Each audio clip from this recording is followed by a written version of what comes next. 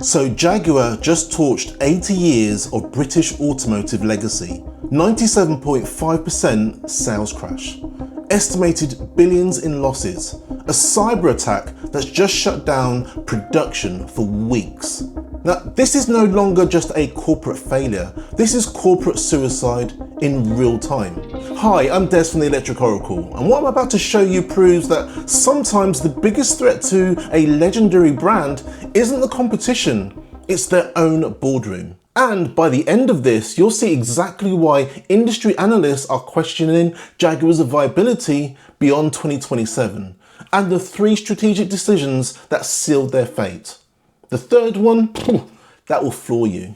Now, 3 months ago, I published a Jaguar commits suicide about the I-Pace discontinuation. Now, that video hit over 57,000 views because you recognize the same thing that I did. Jaguar wasn't just ending a product, they were ending themselves. But it seems that was just the beginning. You see, what's happened since December 2024 has been nothing short of corporate apocalypse. The I-Pace's death was patient zero. Now, what followed was a cascade of self-inflicted disasters that would make any business school professor weep into their tea. So what I've done is I've spent weeks looking at financial reports, cybersecurity incident data, and industry analysis because this story needs to be told properly. This isn't just about one car company, it's about how British industry heritage dies in the modern age. Now, the I-Pace discontinuation wasn't an ending, it was a detonation. So let me show you exactly what happened next. December 2024, the I-Pace production ends, no replacement announced. The silence was deafening.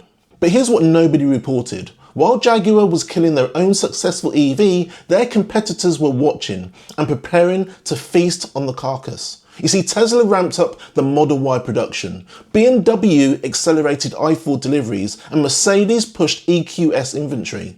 You see, they knew what Jaguar's management apparently didn't. You see, nature abhors a vacuum, especially in the premium EV market. And who remembers the Copy Nothing campaign from November 2024? £150 million spent on abstract art and progressive messaging. The end result? Their core customer base, 62% male, average age 52, conservative values, felt completely and totally alienated. And look, check this out, just look at these numbers. Brand favorability saw significant drops according to industry surveys by mid-2025, and around 70% of respondents cited lost heritage as the prime concern, and dealers reported widespread customer resistance to the new direction. Look, just imagine walking into your favourite restaurant and finding they've replaced the menu with poetry and abstract paintings. That's how Jaguar customers felt. You don't just abandon the people who made you successful, but Jaguar management had convinced themselves they knew better than 80 years of customer loyalty. Now look, the rebrand wasn't merely marketing, it was strategic repositioning. Jaguar decided their most successful product, the I-Pace, was a problem, it wasn't expensive enough. And look, here's the total insanity. They planned £120,000 entry price when the market reality was £70,000. They targeted progressive luxury while ignoring 80% of their existing customers. They created a strategic gap with no products between the I-Pace demise and their planned 2027 launch. So business lesson number 1, never make your successful products the enemy of your future vision. BMW evolved the I-Series for a decade. Mercedes created the EQS variants, and Jaguar, they called success contaminated. This is utter textbook corporate arrogance. You see, when you start believing your own marketing over market reality, you're already dead. Now let me show you the scale of just how catastrophic this really became. You see, the 97.5% figure isn't hyperbole. It was April 2025 European reality. April 2024, 1,961 European registrations. April 2025, 49 European registrations. And in the UK specifically, they sold 20 units. 20, that's down from 400 typical for April. And globally, the impact was 87.5% sales decline year to date. And that's not a rough patch, That was corporate cardiac arrest. But look, here's what takes this to a whole new level. While Jaguar sold 49 cars in Europe, Tesla sold 25,000 Model Ys and BMW moved 8,000 i4s. And Korean brands like Hyundai and Kia captured market share Jaguar spent decades building. You see, Jaguar didn't just lose customers, they wrapped them up with a nice, neat little bow for their competitors. So let's talk money, real money, the kind that keeps executives awake at night. You see, the monthly cash burn was estimated at 150 million plus in operations alone. Revenue collapse from over 3.5 billion pounds in 2024 to under 1 billion estimated for 2025 year to date. And the parent company, Tata Motors, has absorbed multi-billion pound hits. So look, think of it this way, Jaguar went from earning millions per day to losing millions per day. And the crazy thing is that's the equivalent of going from a profitable restaurant to having to pay customers to eat your food. And when your credit rating gets downgraded during a sales collapse, you're not just in trouble, you're in crisis territory. Then came September the 2nd, 2025, the day Jaguar's IT infrastructure was obliterated by a ransomware attack. On that day, the attack was detected, systems shut down immediately. September the 3rd through the 16th and beyond, all UK production halted and global operations crippled. And the cost impact, £50 million for immediate losses and over £100 million projected for remediation. Production loss, 5,000 vehicles worth 200 million in revenue. But you know what, here's the real story. Jaguar had invested cybersecurity partnerships with BlackBerry since 2021. They'd spent 800 million on IT services with Tata Consultancy Services. They had money and the expertise. So what went wrong? They focused on innovation while neglecting defense. Their tech team was brilliant at developing EV software, but wholly unprepared for legacy IT vulnerabilities during that transition. Business lesson number 2, when you're already bleeding money, you can't afford to be vulnerable anywhere. Jaguar's legacy IT systems during an EV transition created the perfect storm for catastrophic failure. Look, now this isn't just corporate failure, it's cultural vandalism. Jaguar represented something fundamental about British engineering excellence. James Bond's association with Jaguar spans decades. Royal connections built over generations. Classic car values have seen declines according to market data, and heritage institutions are feeling the impact. My friend's father bought his first Jaguar in 1985. British built, leather that smelled like craftsmanship, an exhaust note that announced your arrival. And today's Jaguar management, they're ashamed of that heritage and they call it ordinary. Now, when you're ashamed of what made you successful, I actually think you've lost your soul. And the crazy thing is, behind every statistic are real people. Jaguar's collapse isn't just about numbers, it represents livelihoods that have been completely destroyed. And the worst thing is, over 1,000 jobs lost when you include the direct cuts and supply impacts. 20% of the dealer network facing closures or severe strain. Supply bankruptcies, 50 plus companies at risk with over £200 million exposure. And regional economic impact, an estimated £500 million hit to the West Midlands alone. Now, behind these numbers are families, communities, and entire supply chains built around British automotive excellence. And the British government's response? Support announced for workers, but conspicuous silence on supporting the brand itself.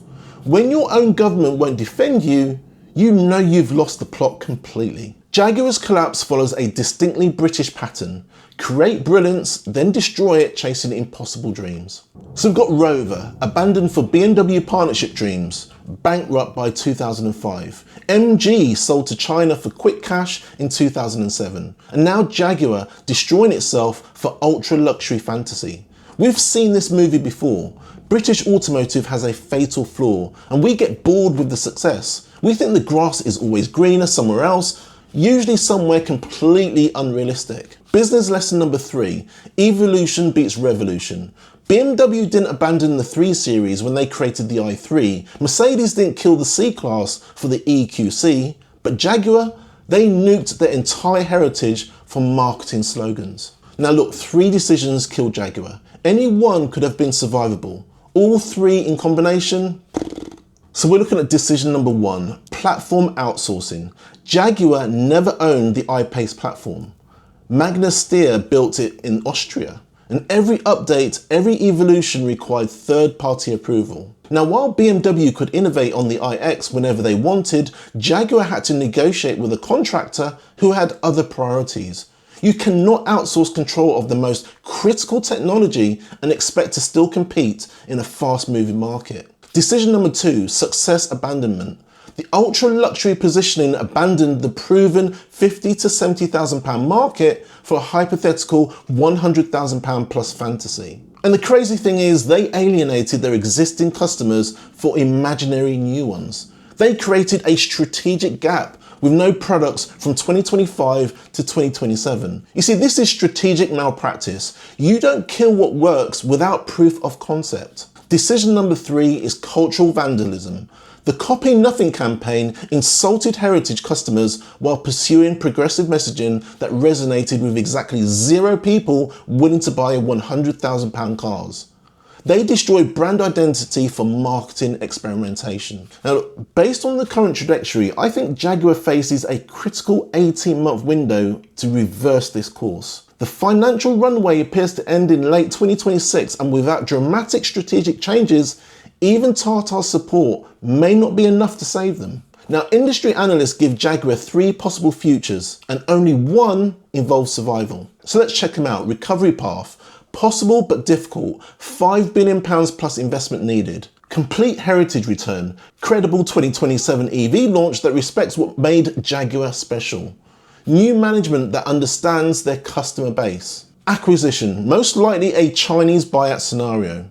Brand dilution. Potential probable UK losses. The Jaguar badge survives, but everything that made it British ceases to exist. Market exit, the growing risk. Asset sales, IP licensing to competitors. Complete withdrawal from automotive manufacturing. Now look, the numbers don't lie. Break even needs 50,000 annual sales minimum. 2025 projection, 15,000 sales maximum. Investment required, 5 billion plus for any credible comeback. Timeline, about 3 to 5 years minimum for recovery. And most tellingly, they need to fire everyone who made these decisions and hire people who understand that heritage isn't contamination, it's competitive advantage. Now look, here's the verdict. After analysing months of financial data, cybersecurity disasters and strategic failures, my verdict is clear. Jaguar didn't just kill the I-Pace, they committed corporate suicide in real time. They had absolutely everything: award-winning products, loyal customers, cultural cachet, and British heritage spanning 80 years. And you know what? They threw it all away for marketing slogans and consultant fantasies. You see, the I-Pace won World Car of the Year. It dominated the premium EV market, and customers absolutely loved it. And Jaguar's response? Kill it because it wasn't expensive enough. And you know what? This is what happens when MBA strategies replace automotive common sense. When you hire consultants who've never built a car to tell you how to sell cars, and when you believe your own marketing hype over market reality. Now look, I'm highly confident Jaguar's current strategy will fail catastrophically. You can't insult your customers and still expect them to buy premium products. You don't destroy heritage to build luxury credibility. But I want to hear from you. What's your take? Should Jaguar return to its heritage, or is it too late for redemption? Have you owned a Jaguar? And what made you choose the brand? And would you consider them again after this abject disaster? Now look, drop your thoughts below. I read every single one, and the best discussions happen when we share different perspectives on these industry implosions. And for weekly analysis of these industry disasters and the patterns that destroy great companies, hit that subscribe button and the notification bell. Understanding how these legendary brands self-destruct isn't merely automotive entertainment, it's essential business intelligence, whether you're buying cars, investing in stocks, or even running your own company. And just remember, in business as in life, your greatest enemy is often yourself. And Jaguar have proved that in spectacular fashion. I'm Des from the Electric Oracle. Thanks so much for watching this investigation into corporate suicide, and I'll see you in the next video.